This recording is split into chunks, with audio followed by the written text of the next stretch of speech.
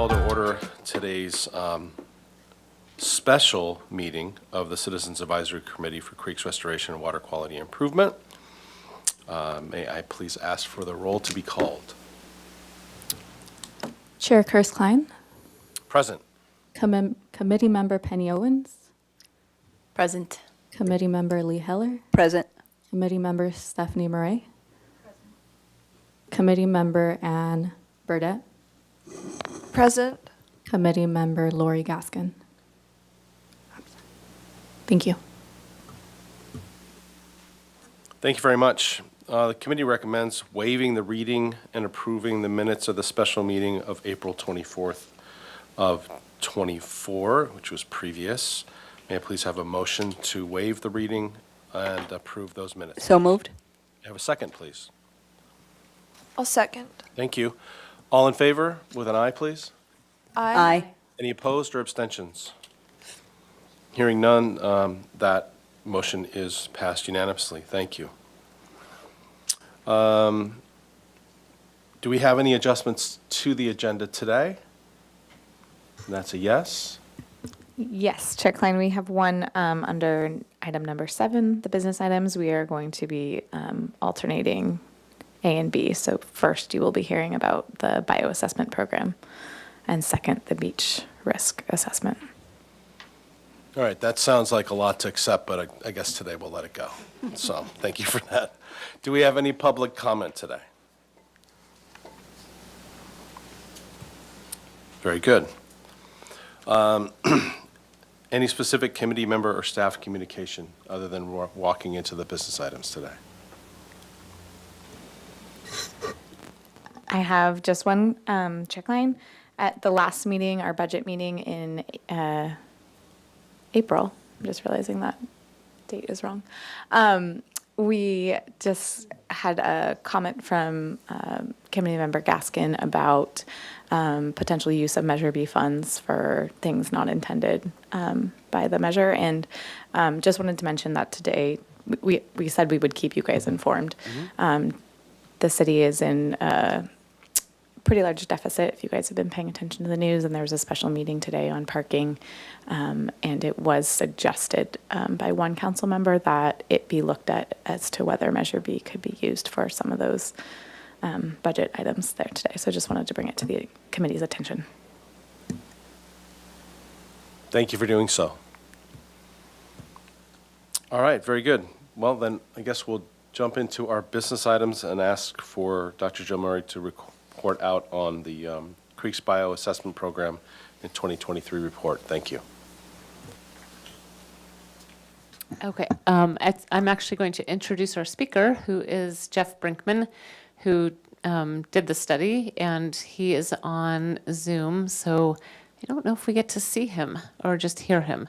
But Jeff has been doing this for the Creeks Division for a long time now. He also works with the county, so he produces a combined report. And bioassessment is a really powerful tool because it integrates time and chemistry or water quality. So we say tier 1 is sampling for specific compounds and chemicals at specific times.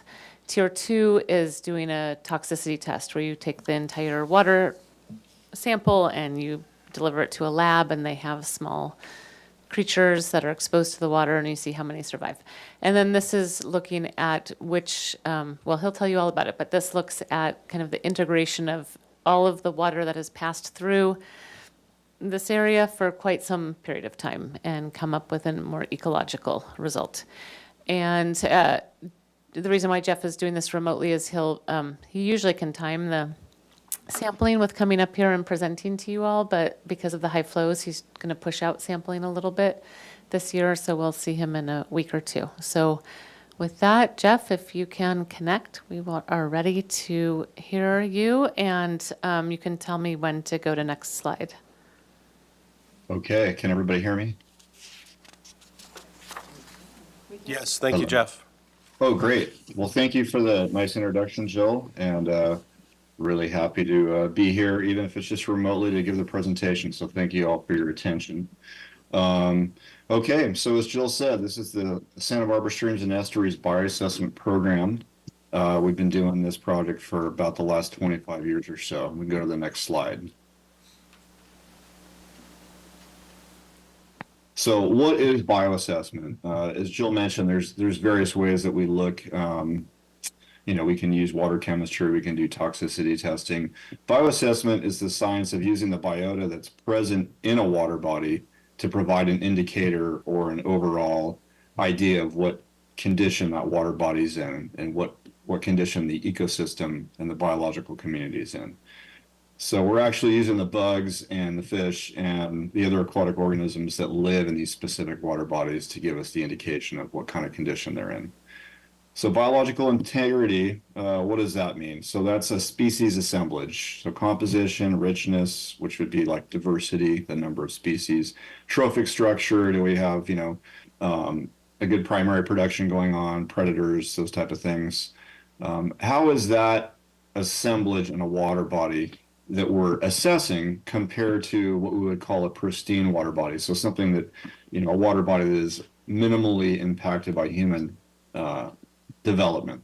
So we're kind of drawing a comparison between that ideal situation with what we're assessing at the present time. So why should we use rapid bioassessment? So this term rapid bioassessment would imply fast. And it is. It's a pretty quick assessment.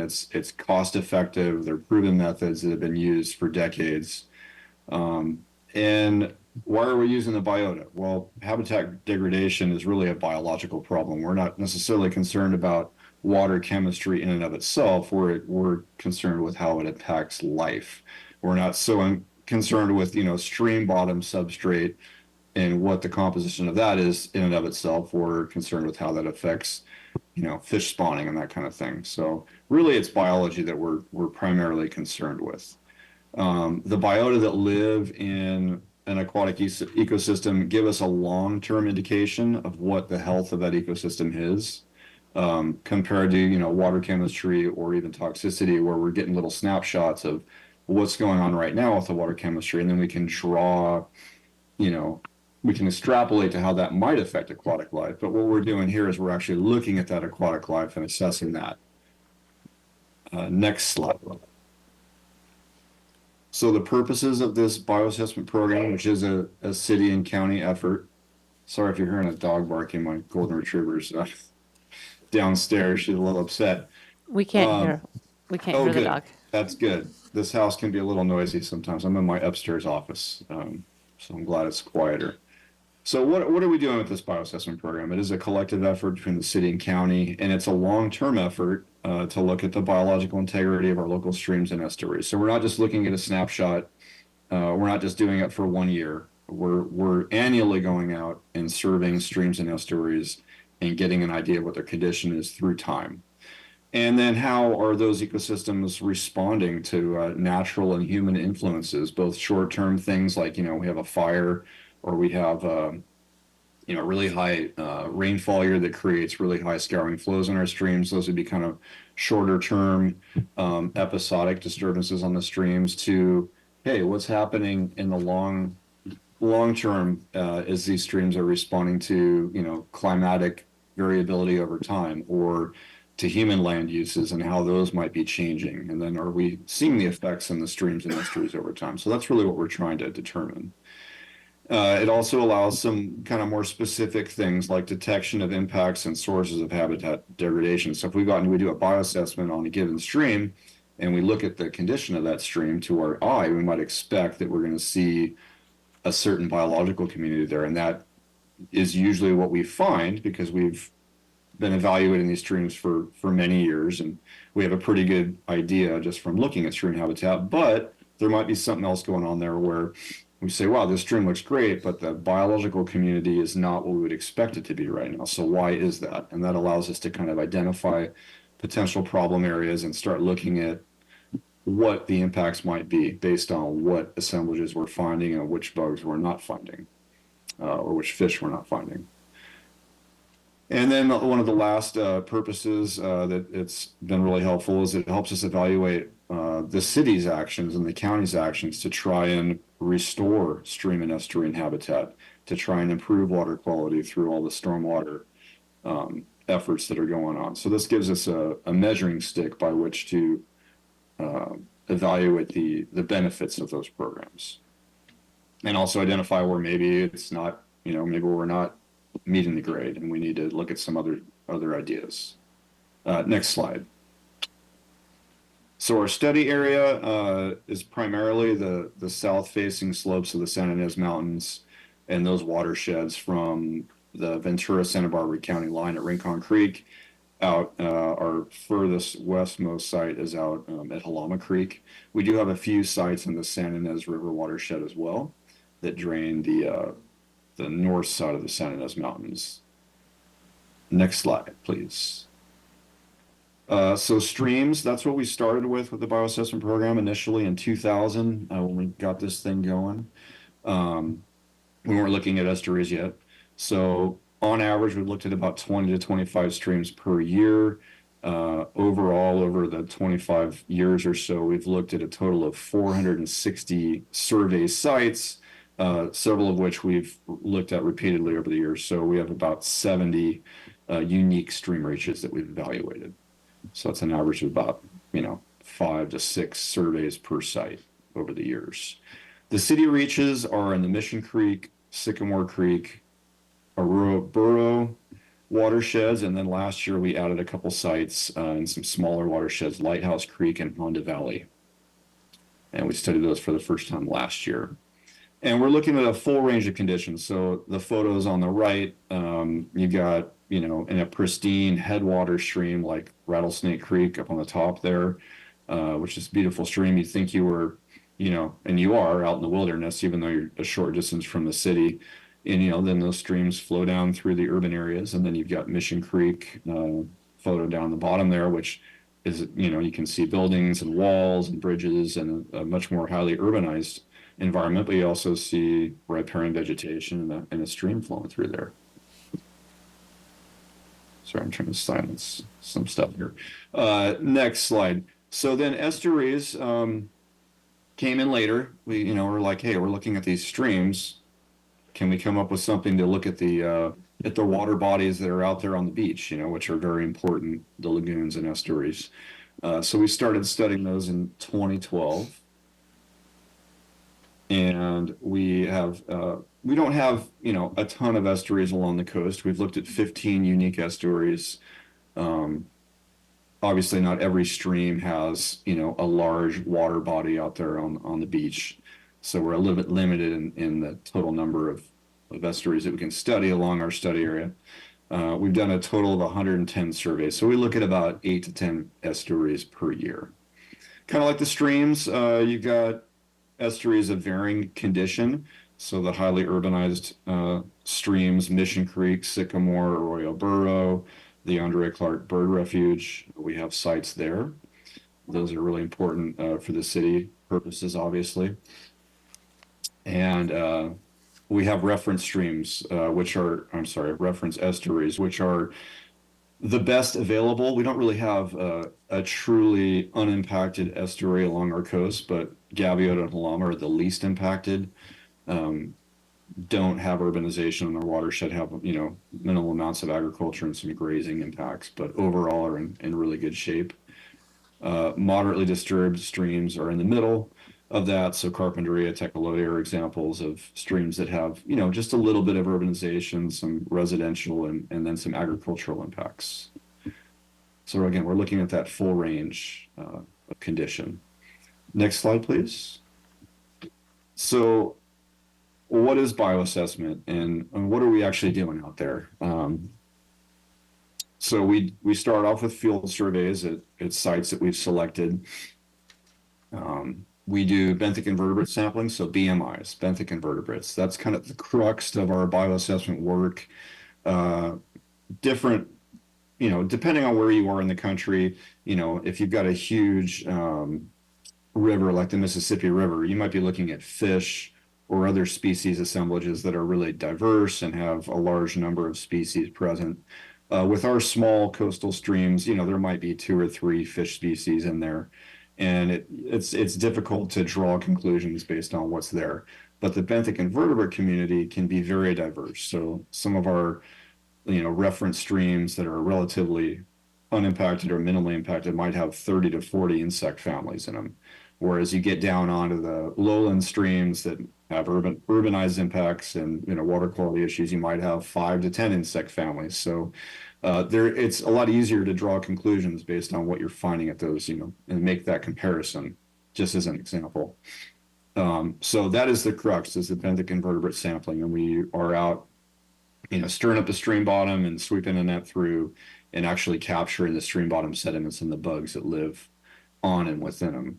We also do some basic water quality monitoring, so dissolved oxygen, temperature, conductivity, pH, just basic measurements.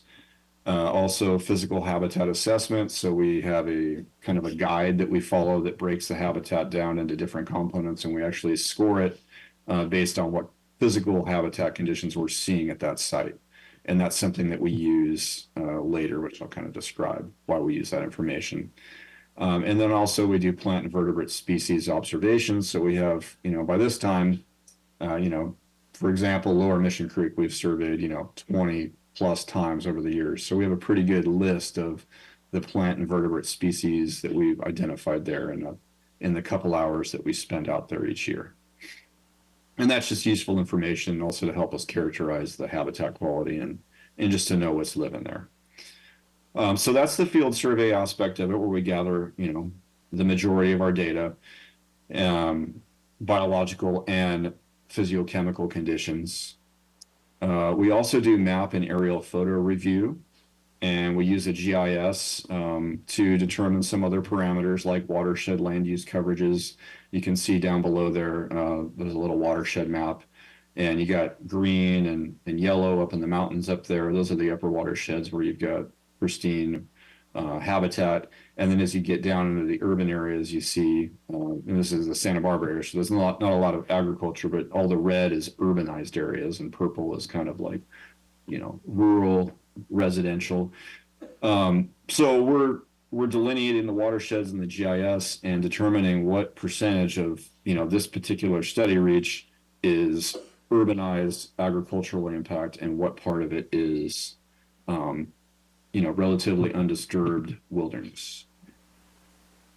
Also gradient, elevation, those type of things we're getting off the GIS or off of maps. In the laboratory, we take the benthic invertebrate samples, we pick through them under a dissecting microscope, we pull out the bugs that we see, and we identify them to typically the family level, taxonomic level. And then we use that information in our assessment of the ecological health, which we'll talk about a little bit later. We use that to calculate the BMI sample information to calculate our index of biotic integrity, which is the scoring system that I'll describe a little, probably on the next slide, that we use to actually score these streams and rate them as to what type of condition they're in. And then all this work that we're doing, all the data, the analysis, we look at relationships with statistical methods like ANOVA and linear regression to try and understand how the streams, their condition relates to land use patterns, flows, rainfall patterns, that type of stuff. We present all that information in our annual reports. Next slide, please. So what is the stream's IBI, or the index of biotic integrity? As I was mentioning, it's a scoring system. So if you look on the right there, you've got 5 basic categories that streams are being classified as based on the contents of their benthic invertebrate sample. So we're using the biology to render a score of biological integrity for that site. So excellent, good, fair, poor. The scale is from 0 to 40, so you can kind of see the score breakdowns. And there's a whole process by which we come up with those scores used in statistical analysis. We have 4 core metrics, so each one is worth 10 points. So these, based on these metrics, you receive a score of 0 to 10, and then you combine those scores into 0 to 40. and you come up with your overall score. So our core metrics, what are they? You know, these kind of nebulous sounding things. So number of insect families, that's the total number of insect families that we found in the sample. You know, if it's 0 to 6, you're going to get a 0. If it's 6 to 10, you're going to get a 1, and on up, you know, the ladder. And then 25 plus, you're going to get a 10. So the more richness you have, the more diversity in that sample, the higher the score there.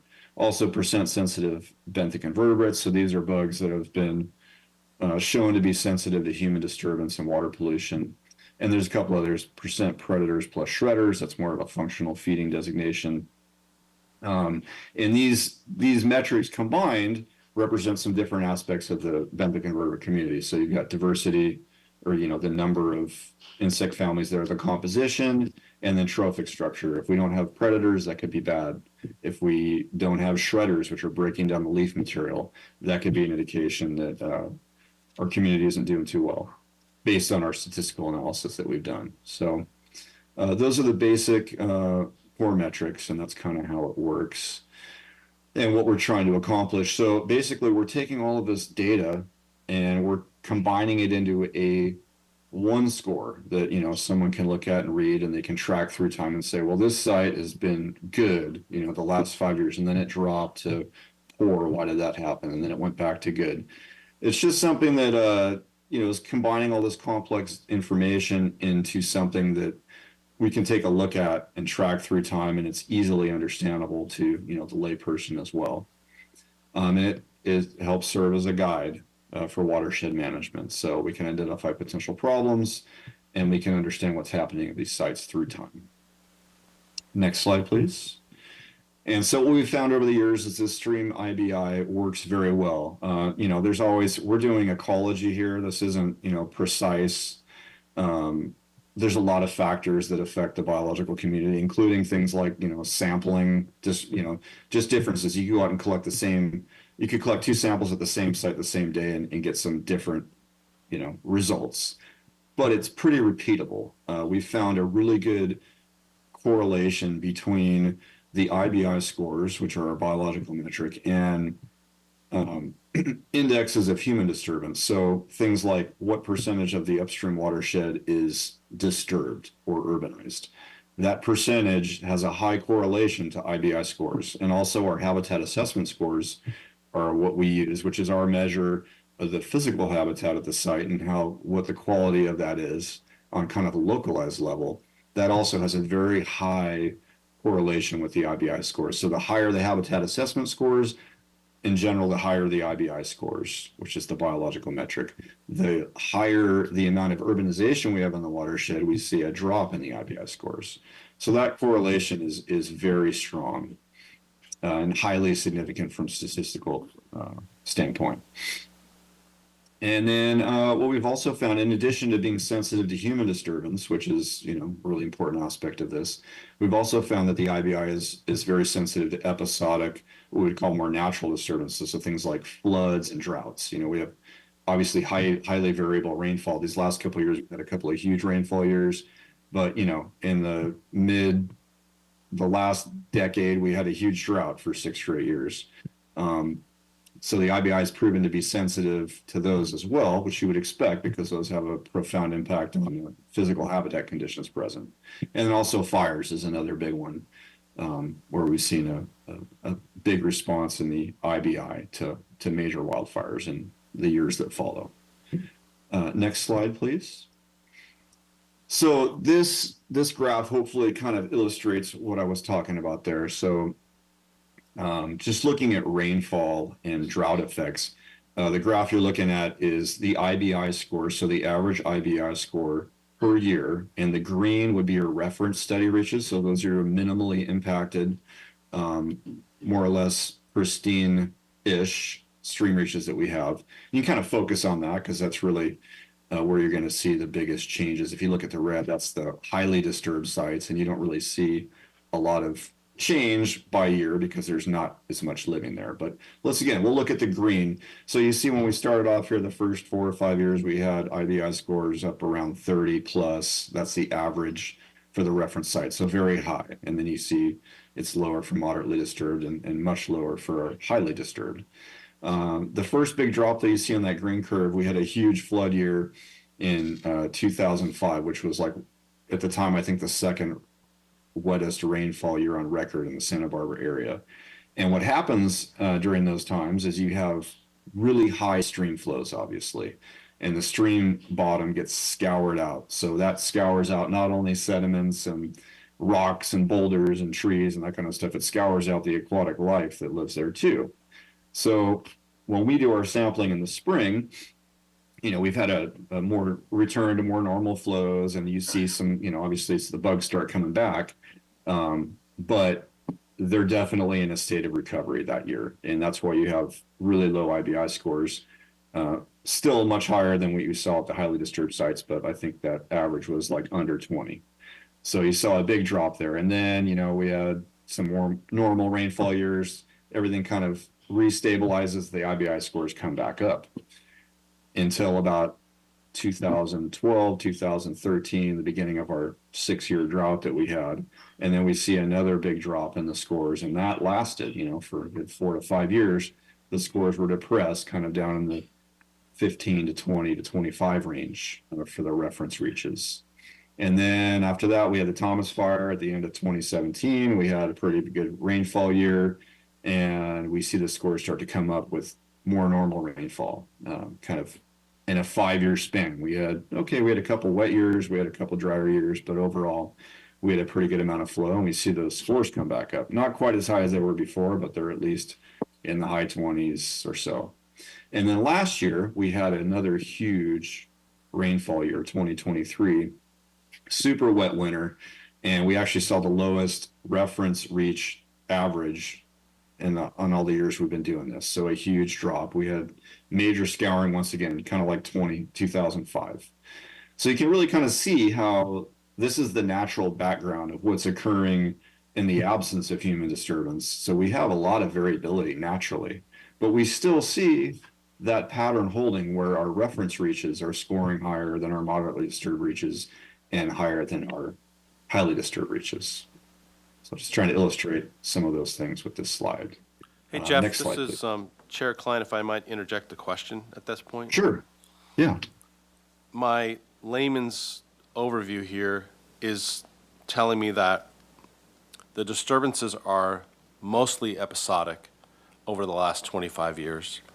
But can you talk to me about any significant human disturbance over those last 25 years? Or is really the most of this variation been episodic, to your point about floods and fires and drought?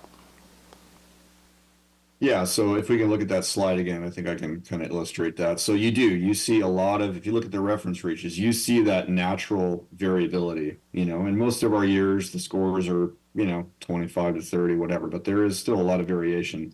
But if you look at that red line on the bottom, those are your highly disturbed reaches. That's lower Mission Creek, lower Arroyo Burro, lower Sycamore Creek. That's those reaches. So those never get above 10, or so. They're between 0 and 10 on their long-term average. So if you look at the difference between the green and the red, that's the difference that's caused by human disturbance. So that's actually the most profound difference that you see. But we're trying to understand that in the face of, or with the natural stuff going on at the same time. And that's one reason why it's really important to understand this, because we don't want to look at 2023 and say, man, the reference study reaches, their average was 15. What happened? Did everything, did we do something to kill everything off in the streams? Like, no, we understand it's because everything got scoured out. And, the period before, it's because during the drought, a lot of these streams were drying up in the summer, and or the dissolved oxygens were getting really low because they just had pools. And that caused a lot of the species to die off, and then they come back, the next spring when the flows return. So both things are happening. And as far as human disturbance, Santa Barbara is pretty built out. There's not a lot of change occurring, and at least to my understanding, from a land use perspective, the building footprint of the city of Santa Barbara hasn't changed much in the last 25 years. Maybe it's gotten more intensive, with some of the, building up and that kind of stuff, and the population's grown. But That's been more constant, but you can still see that the impact when you look at the difference between red and green. Does that make sense? It does. Thank you for your answer. Sure. Okay, next slide. So this slide is just kind of summarizing what we were just discussing, the difference between natural and how those things occur, you know, your floods, your droughts, and your fires, which involve, you know, burning off the vegetation in the watershed and then getting a ton of erosion the next winter, especially if you have high flows, and then everything getting scoured out and a bunch of sediment deposition. So fires really mess with the stream communities and the estuaries. And typically you're going to see recovery in the streams from these type of things within a year, 2 years, 3 years. For a lot of the species, they'll come back and our IBI scores will bounce back pretty quickly, typically, unless it's like the Thomas Fire. That burned everything so severely. It took more like 5 years for our streams to really, you know, get close to where they were before. But there are going to be some species that have a harder time. Like, for example, trout. You know, we used to see them a lot in Upper Mission Creek and Rattlesnake, Montecito Creek, Cold Springs Creek, the Upper Carpenter Creek watershed. And then, you know, we had some fires in the late 2000s, and then we had the drought, and they pretty much disappeared. We weren't seeing them for several years in those streams. And, you know, Thomas Fire was kind of like the end of all of that, those heavy impacts. And then, you know, we started getting more normal flows, and we started seeing a few trout pop up again in Rattlesnake and Cold Springs Creek. Still haven't seen any in Carpinteria Creek since like 2014. At least I haven't seen them when we've been out doing our surveys. But point being, some sensitive species take longer to come back and may not come back because we have so many other things. You know, with trout, we have fish passage barriers and degraded habitat in the lower reaches, and not very many steelhead out there in the ocean. So some things have a tougher time coming back. But overall, the streams are pretty resilient. They tend to come back from these things. So that's kind of the natural cycle. And then long-term trends. That's one thing that we're trying to look at as well. There's been a lot of talk about climate change and how that's going to affect our climate here.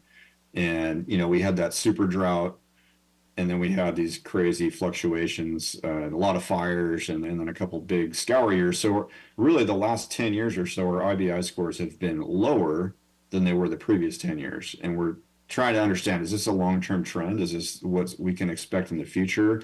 Or is this just one big natural cycle? I mean, obviously things are changing, but is it cycling back? We've had 2 big flow years, the last 2 years. So if we get a couple moderate years, hey, is everything just going to come back? Are we going to be back to where we were in the early 2000s? Or are we experiencing a decline in our biological communities here? That's something that we're trying to answer, and you just do that by continuing to monitor. So next slide, please. And we're always trying new things. You know, we did the streams for 10 or 12 years, and we started looking at estuaries. And Jill Murray is great at keeping abreast on what's happening out there in science and monitoring. So a new bioassessment method has kind of come into play the last 5 years or so, called eDNA.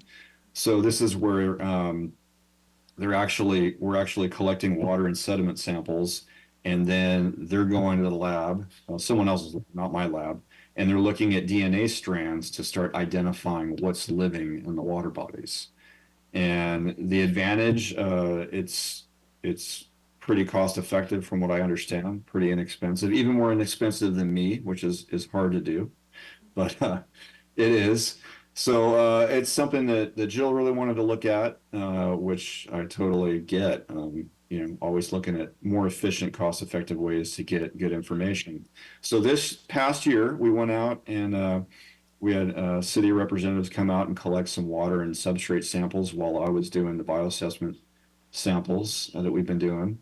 And we looked at 5 sites in Mission Creek. And we just did a little side-by-side comparison to see kind of what we got and how that compares to the information that we normally get. So how eDNA compares, Basically gives you a list of BMIs, the genus or species level IDs for the most part, and then the number of hits. So that's like the number of DNA strands, as I understand it, that they got for that specific taxa. And that as compares to our sample where we're picking the bugs out physically and counting them and identifying them, with a microscope and coming up with a little bit more of a quantitative sample, I would say, than what the eDNA does, which has kind of a semi-quantitative aspect to it. So what did we find? What are the results so far? And we only looked at 5 sites, so it's a pretty small data set. But some things that we saw that were similar, the kind of the ubiquitous taxa, so our dominant, our chironomids, our simulids, our baited mayflies, amphipods, gastropods, those are real commonly found in high numbers in these samples. We saw a pretty similar pattern with respect to where they were found and what their relative abundance was compared to the whole sample. And that was pretty similar for both methods. And then what was different is that our sensitive BMIs, which are kind of like what separates our, these are the sensitive ones are the ones that we see at the reference sites and we don't see them at the highly disturbed sites. So mayflies, stoneflies, caddisflies, so the 4 taxa listed are. Those didn't come up in the eDNA samples. So we have Rocky Nook, which is Upper Mission Creek, and then Rattlesnake Creek. Those are our 2 kind of reference sites in the Mission Creek watershed that we looked at. We didn't see those sensitive bugs in the eDNA samples, but we did see them in our normal benthic invertebrate samples. So, and then kind of on the flip side of that, the tolerant bugs, the ones that you really see at the highly disturbed sites, some of the worms, a few of the other Diptera and whatnot. We were seeing those at our Lower Mission Creek sites in our bioassessment sample, but we weren't picking them up in eDNA. So kind of the overall, we can go to the next slide.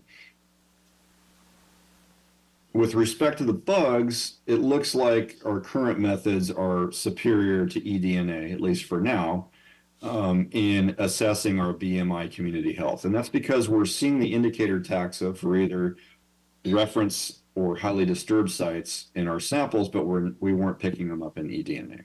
So we're just kind of getting like the most common bugs. That's what we're kind of seeing in the eDNA. So it's kind of hard to differentiate between those samples because you're kind of finding the same things in all of them. Some things that might affect that, this past year, as we mentioned, was a really low IBI scores because of the scouring. So we saw a lot lower diversity. We didn't see a lot of bugs that we normally see even at the reference sites. So, eDNA might do better in years where we have a more developed BMI community across the board. And, it might be too, this is a new method and there could just be developing their, I don't know. I haven't really spoken with them. Jill might be able to speak more to this, but they might still be building up their library. Maybe they're not detecting certain bugs because they haven't built them into their library yet. I'm not sure. That's something that we'll have to look into and try to refine. Now, some things that eDNA does do that adds on to what we're doing is we're getting information on aquatic plants, including diatoms and algae. And we're also getting genus to species level identifications for our benthic invertebrates. So the eDNA is providing information that we're not getting from our current method. So just, we definitely need to look into this more. We're going to do more sites this year and keep building this kind of comparisonal database.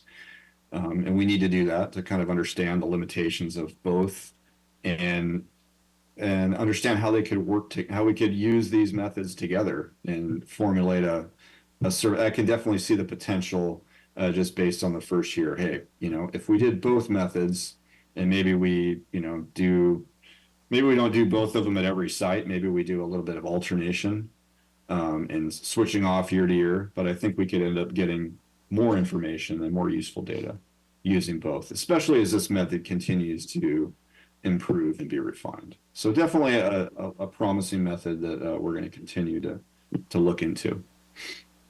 Next slide, please.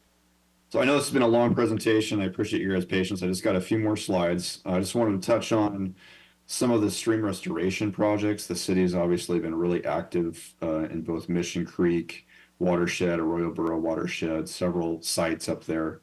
The one in the slides here is Bonnet Park, Old Mission Creek through Bonnet Park, which is, I believe, the first restoration project the city took on in 2004. We've been monitoring that for over 20 years. And we've kind of seen some general patterns with these restoration sites so far, which tend to be localized in nature. We're trying to restore stream bed and riparian habitat, and within a few acres to maybe 10 or 15 acres at the Barger Canyon site. So even though there are other efforts going on in these watersheds to improve water quality and clean up the streets and all that kind of stuff, these are kind of focused projects, I guess you call them. So we see a lot of improvement in the riparian canopy, in some of the stream substrate and channel and that type of stuff. And we see, like more riparian birds and better vegetation. We're not seeing a lot of change so far in the water chemistry or the benthic invertebrate community. So the IBI scores for these sites really haven't changed a whole lot. They've kind of gone up and they go back down and come back up. So they're still in this highly disturbed state.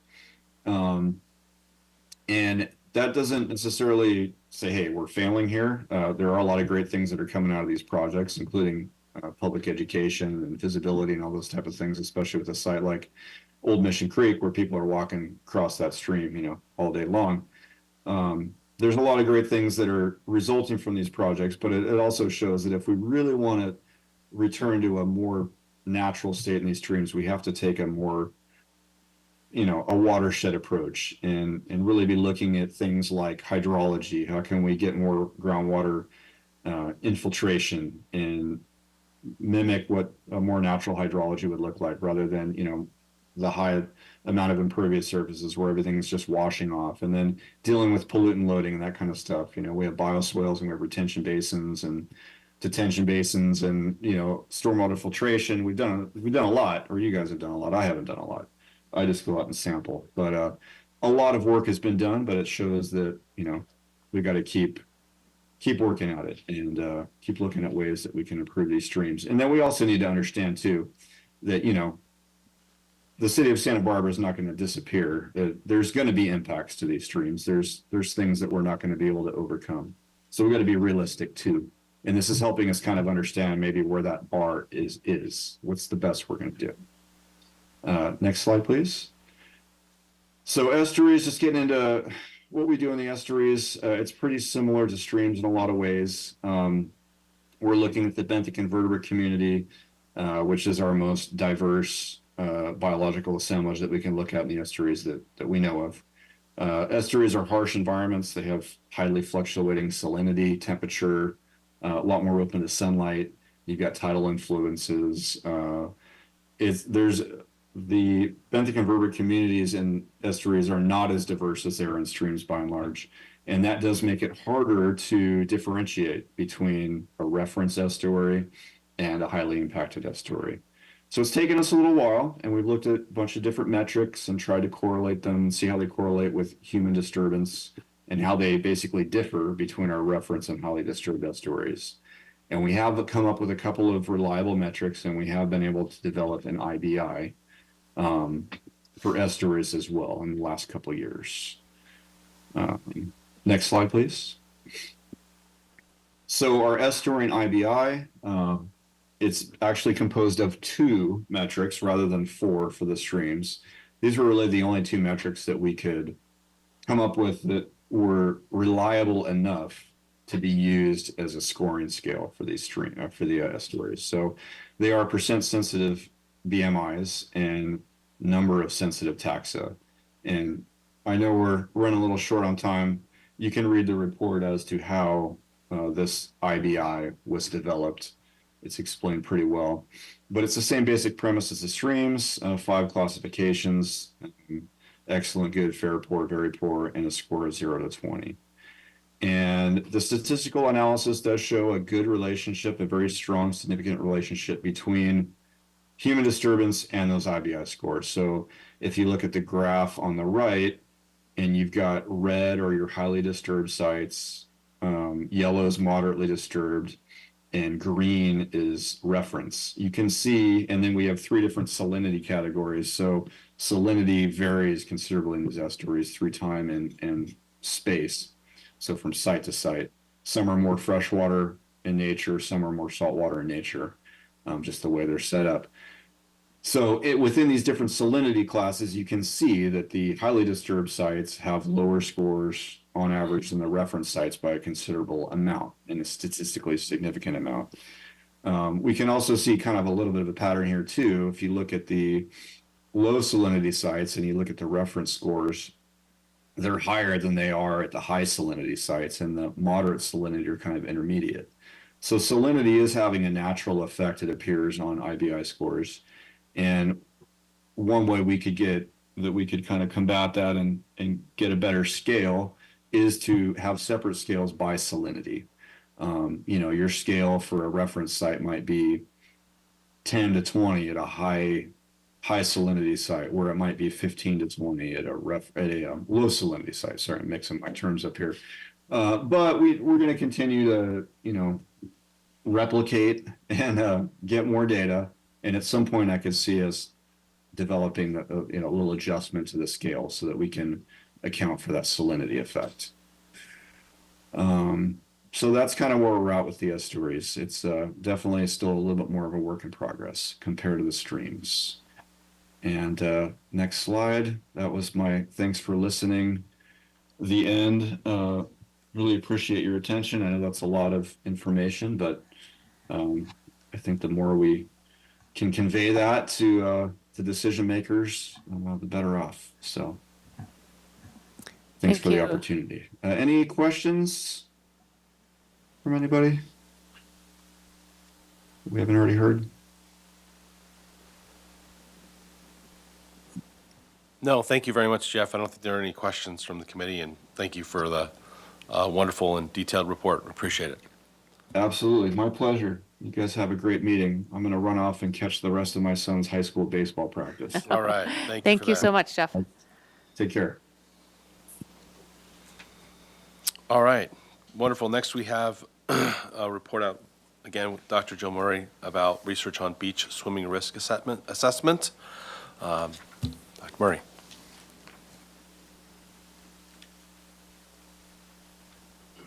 Okay, thank you, Chair Klein. And I will be pretty fast with this.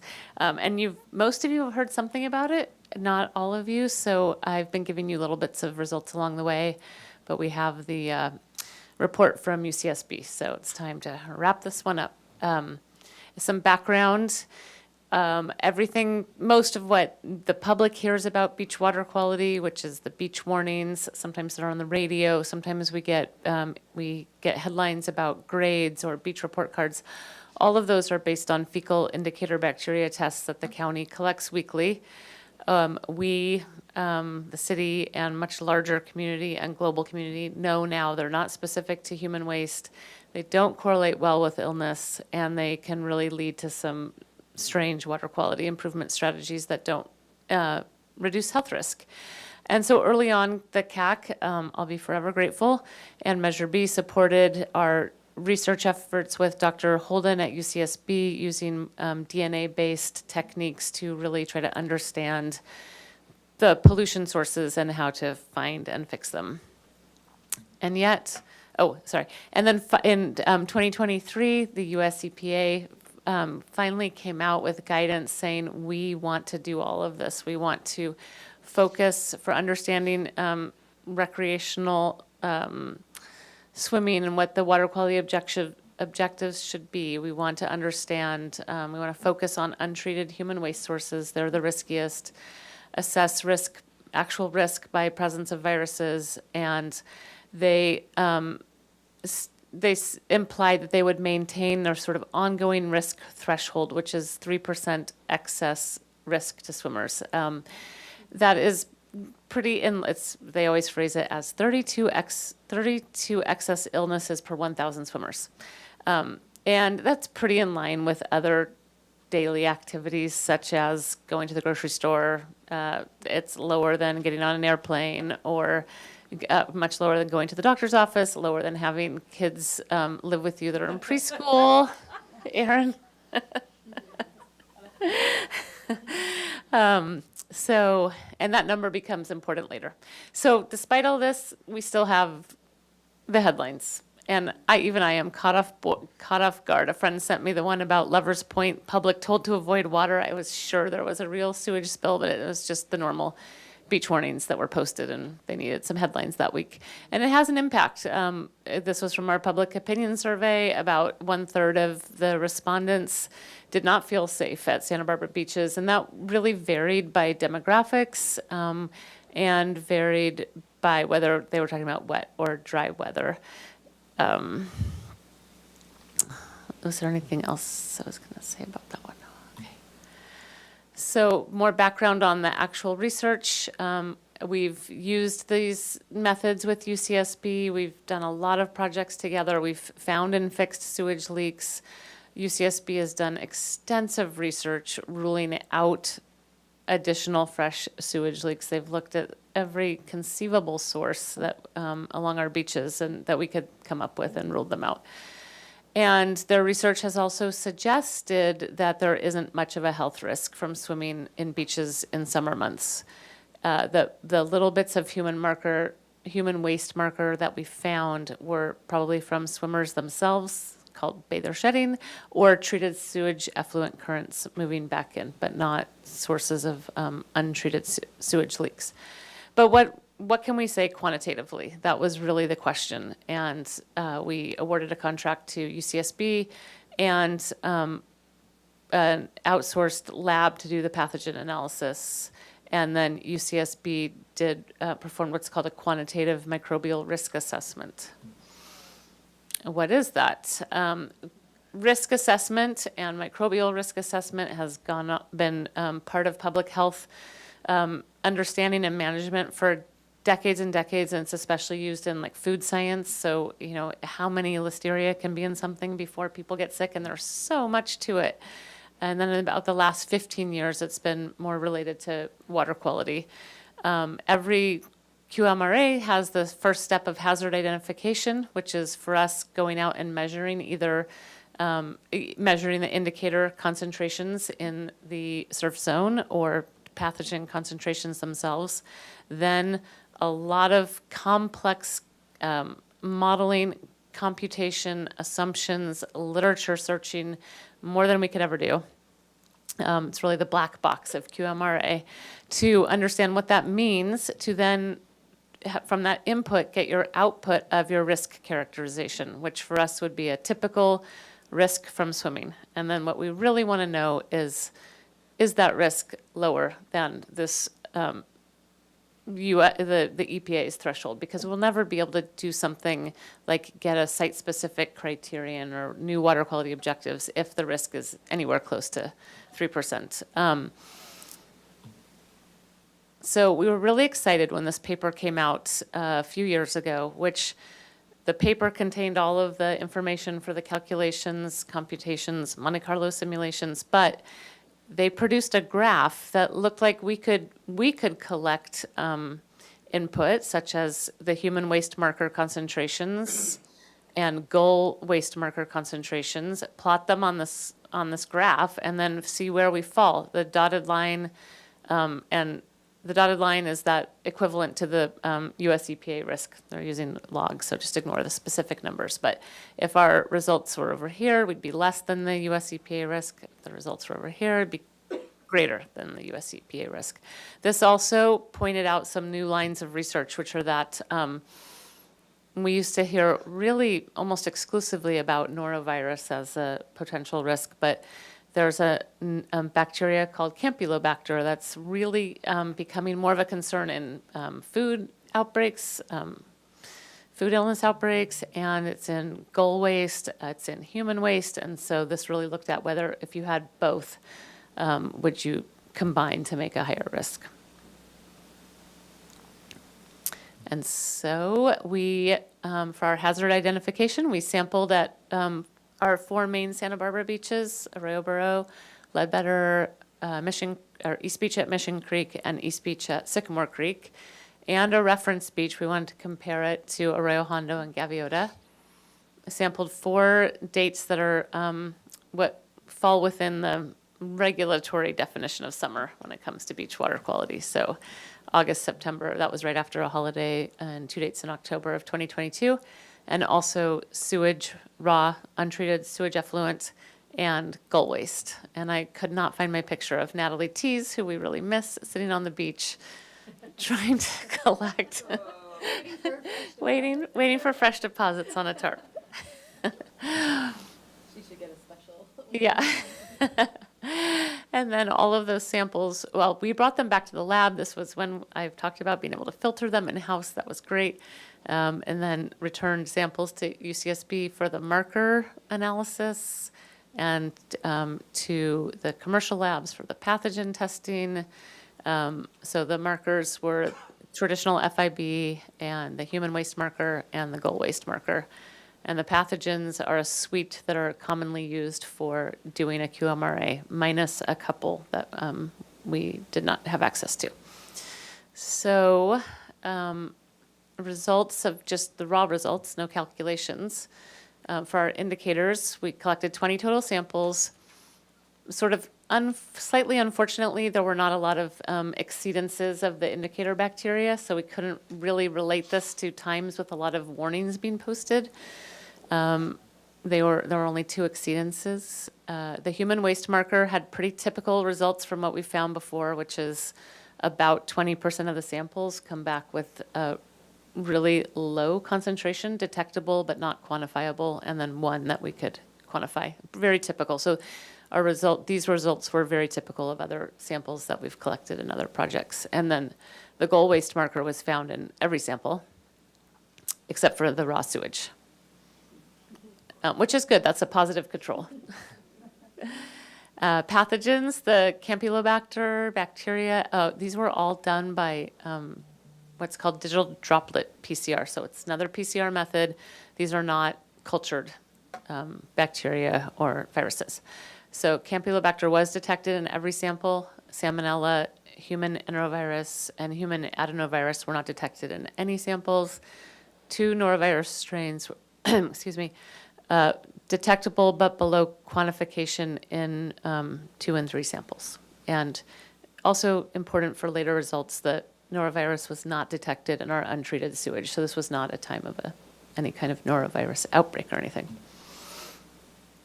So behind the scenes, let's see, the Monte Carlos, to do these calculations, you do 10,000 calculations, which is just a moment in Excel, but just a lot. You're pulling different distributions, lots of assumptions, trying to figure out what to include. We tried to just use the graph that I showed you with the easy output, and we really ended up having to open the black box and kind of get into it. But this is the important slide.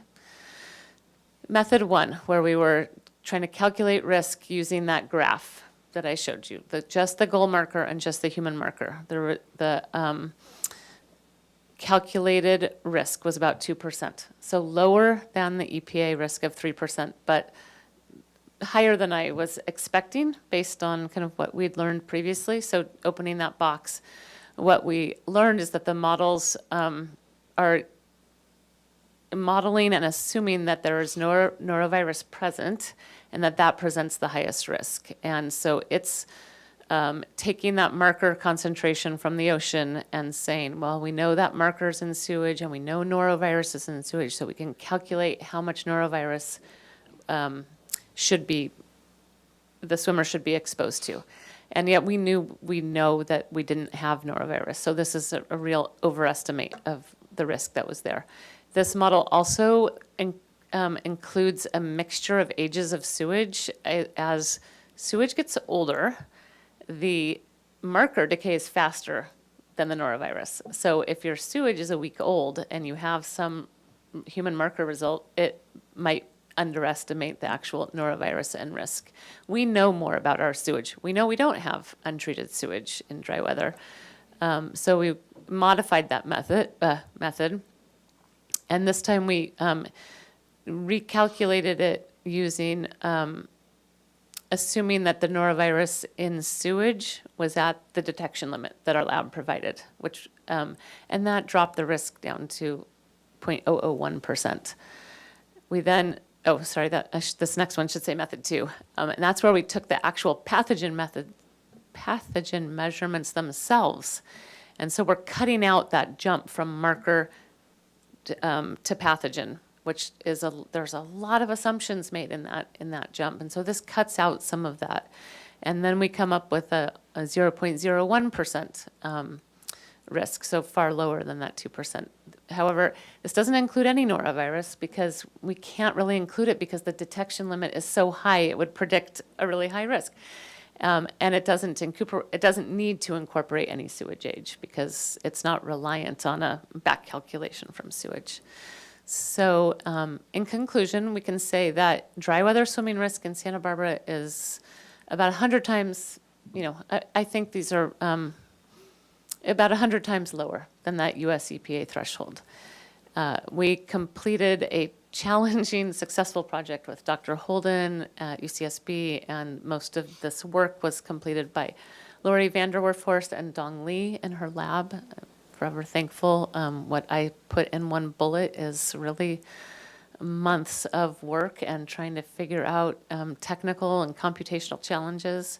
And we learned through this that we can do the calculations in-house, and that's really great. When I first wanted to do a QMRA and met with a consultant, I was told that we really couldn't do this way, where we just go out and get the samples tested and work together with UCSB and use what's been done in the literature. They're not public health experts. We're not public health experts, but there's enough in the literature and we can put spreadsheets together to do this, and that's great for going forward. And this is really informative. The much bigger we need a lower detection limit for norovirus. We're never going to be able to get where the EPA wants us all to be without figuring out a way to get norovirus measured to a lower detection limit. The thumbs up is because I think UCSB is partially in the right track on that. They collect a much larger sample volume than most other labs. And so that's one way to help get the lower detection limit is the more you filter and say, oh, well, we still only found, we still didn't find any copies of this gene. You can extrapolate that to a larger volume. And then long term, I consider this a pilot project to kind of start working towards, would we ever be able to do a site-specific criterion here? We've learned now in this pilot project, we'd have to develop our own model that incorporates what we know about the sources of, we're not looking in dry weather, we're not looking at untreated sewage. We think we're looking at very treated sewage, which has a much lower risk, or swimmers themselves. Just a little bit about the budget.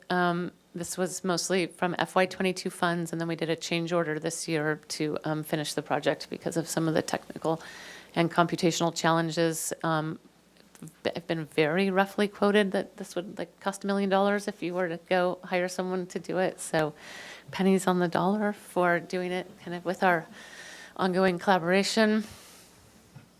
And then next steps, we're going to repeat this in wet weather. I had a pretty good idea of what we were going to find in dry weather. I'm a little nervous about wet weather, but we need to know. We need to be able to communicate. The samples were already collected by UCSB, and it ranged, there's a range of rainfall rates, and there are definitely some FIB exceedances. So we'll be able to relate those to that risk to when and there are beach warnings. And then also, I'm not getting into this at all, but ongoing and in the future, Dong Lee is really working hard on this next gen sequencing, which is a whole nother DNA method where you amplify everything and seeing if we can relate that to beach water quality. We want to develop outreach messaging from the Creeks Division itself, and then also talk with you all about how we might be able to give you anything that can inform your communications with other groups or with your ecotourism efforts. We're looking into renting a lab in a box where we might be able to do some of these tests in-house, like really in-house, City of Santa Barbara. And then long-term, evaluating the potential for site-specific criteria. That's years out, but we're hopefully getting there. And then the Bacteria Summit 2024. I came back really excited last year about going to the Bacteria Summit. Actually, I think it was late 2022, and then the next one was supposed to be 2023. This was bringing all of the stormwater community, regulatory community, and the best scientists working on this, and really like building some consensus that was really in line with that EPA recommendations. But missing was the NGO community. And so Bacteria Summit 2024 is I don't have the dates in front of me. The purpose is to engage tribes and nonprofits in this, build on 2022, and prioritize future actions. And I am really calling on anyone connected to that community to please consider going or sending people from your organizations. This is going to be a make it or break it event. And this is going to be where the Heal the Bay and other groups say we're not going to let go of indicator bacteria, or they're going to be convinced to move towards some risk-based direction. And so we need people who have learned from our work here to go to bring that there. And so I'm having some conversations, but otherwise it's going to be Groundhog Day all over again. So with that, I will take any questions. May I? Please go ahead. Thank you so much. First of all, that was a wonderful presentation. When do you imagine doing the repeat in wet weather? I saw the budget, but I don't know what that means in terms of the reality of scheduling it. Okay, the samples have already been collected, and UCSB is already working on them, and it's fully funded. So I expect we'll have results, maybe not a formal report, but some sense of the results by the end of the year. Yes, please go ahead. So I'm curious, I know EPA-wise, the U.S. swimming is all often in freshwater, but here it's in saltwater. So what is the effect of saltwater on pathogens? Every pathogen is different. I think in some it's more preservative, and some will increase the decay rates. But most of the work that's been done has been done in not necessarily on pathogen decay, but on QMRA and epidemiology has been done in saltwater. A lot less has been done in freshwater. Freshwater is actually what really needs to be tackled next, because there are hardly any requirements for for swimming, for even FIB monitoring in freshwater, at least in California. There's the Great Lakes are different. The Great Lakes have had a lot of this actually was developed in the Great Lakes area. Those are almost ocean scale. Where they're going to start probably finding some higher risks is what we call high bather loading areas. A lot of swimmers in a stagnant fresh water, and it's going to come from swimmers themselves. And then there's also rivers that have who knows how treated the sewage effluent is. So that is a real concern, and especially that they're reaching out to the tribes. A lot of those have a lot of fresh water that we need to get a handle on that. Not we, City of Santa Barbara, but the state really needs to get a handle on that. And kind of related, how much monitoring do we do for like private property subject leakage into our local streams? That's a really good question, and we have targeted septic tank leakage in some of our earliest studies, where we were really going up into creeks and sampling below where we thought we had the most septic tanks. We didn't find, nothing jumped out. But we have more methods now that we can use, and we could, we also were doing that in dry weather.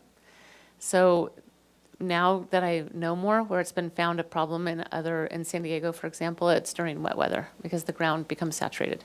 Sure. So we may have opportunity and methods to tackle that again. Great, thank you. Thank you. A question from myself regarding outreach messaging. I may be simplifying this, so forgive me, but 100 times lower than the US EPA threshold. And not to pick on my friends in Huntington Beach, but is theirs really worse than ours? And can we say that? Like, is there? And I'm jesting about. I'm joking a bit about it, but is there a point where it is prudent for us in outreach, right? Could we make a case that, hey, ocean swimming along Santa Barbara's beaches is safer? Here's the math, if I may. Here are the results of all the studies. Go ahead and knock yourself out. Enjoy yourself reading it. It's a truth. And market that in a very positive way, along with the other wonderful things about the destination. I would love to hold up like the sign for Carpinteria, world's safest beach, and say we're the world's cleanest beach. We can't do that yet because we're really among the first to do this kind of study. I have heard that there's going to be a regional QMRA completed, but I don't know when. And when that's done, then hopefully we can. I think I've been trying to think of what you could say that's actually true. This is, it's probably been tested more. This area has probably been tested more than any other beach, except for maybe by the Imperial River. There's a few hot spots that have been really well studied, but I don't quite know what the messaging is. Yeah, I think I would hope that we could talk about that in other meetings or committee meetings about what that messaging could be. And even if it's safe, if you will, to say our beaches are safe, our water quality is 100x, again, lower than the EPA threshold. To say the facts that rather than, trying to pick on Huntington Beach or anyone else. But I'd be certainly interested in us understanding that. I think there's those people who are involved in the work of the city and the work of this committee through the other partners that you've had over the last 25 years can see the value. I think someone who drives to work every day, who doesn't involve themselves in this data and this messaging, doesn't understand the value. So I think there's an opportunity, to talk about that value. And this is something that I think is very relatable. It's safe to swim in the ocean here is a very relatable thing to hear. Yeah. So that's kind of where I'm going. Yeah, So I think there's a safe lot to- more to go to talk Me about too. outside of this meeting, but I'd be very interested in learning more about how we might be able to do that. If you would like to have a focus group with some of your the people that develop your messaging, we would be happy to meet and do that. Or also we can discuss this over email as you get ideas. I'm sure you're going to go home and think, wait, can I say this? And maybe just- bring in Visit Santa Barbara, Yeah. which does a lot of marketing about visiting Yeah, the city. happy Yeah. happy to meet to discuss this. Well, you're talking to Visit Santa Barbara in a sense. Since I'm the board chair of Visit Santa Barbara. Okay, at the then moment. bring in your happy report. happy to continue that conversation through the marketing arm of Visit Santa Barbara as well. I think people respond positively to report cards, and having an A report card is something everybody already understands. It's already been marketed. That's an interesting thought because it's been marketed by a group using fecal indicator bacteria exclusively. So this would be a different report card. It might even be Beach Report Card TM. I'm not sure. But we could come up with another, a grade, I don't know. Yeah, I'd be- that's a good suggestion. Thank you. Yeah. Something that I've been thinking about, something I've been thinking about is a lot of the people that, a lot of the young people now, their entire life there's been beach warnings and beach report cards, whereas that wasn't true for me. That was something that arose after I'd already, developed a love for swimming. I didn't have to listen as deeply to the warnings. I think people that are not getting their, they're just getting some of this scary information as they're learning whether they even like to go to the beach. I'd like to try to combat that. And yes, I'd love to hear your questions. Committeemember I- Burdette. I just had a comment about if we're doing outreach about the safety of our beaches and kind of advertising that, I would suggest that it incorporates some element of like, not that we could completely draw a cause and effect relationship at this point of why our beaches are safer than any other place's beaches, but like some discussion of stewardship of the watersheds and of the beaches, and like make this kind of a role model like jurisdiction for other jurisdictions to follow to make theirs safer, so that it's not just come visit us, we have nice beaches, but also here's how you can make your beaches nicer like this, and here's how we can keep ours this way or even better. Pass your own measure B, basically. Yeah. That's a great idea. A rack card at the hotels of, what is that tax you just paid? Boom. I think that's a wonderful idea. If rack cards still exist, or a QR code, whatever is going on there. I think, yeah, we've evolved to a QR code, but I understand your point completely. Well, thank you again. I think it's both presentations today, as always, are informative and thought-provoking, and I want to thank you for both. Very good. Without any other questions or comment from the committee, I would suggest that we will go ahead and adjourn this meeting this evening. Thank you.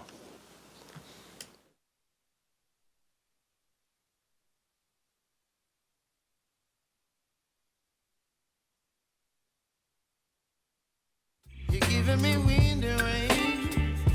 You're some kind of butterfly. Baby, you give me midnight. You whip up my appetite. Don't leave me here high and dry.